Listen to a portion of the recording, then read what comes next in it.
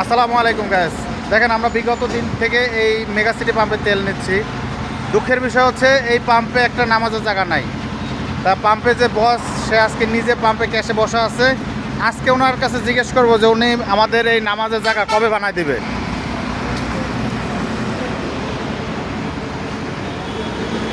যাচ্ছি দেখি। ওয়ালাইকুম আসসালাম। এই দেখি সরেন সরেন। আসসালামু আলাইকুম বস, আমরা ছোট একটা দাবি নিয়ে আসছিলাম। লাইনে আছে ভাই।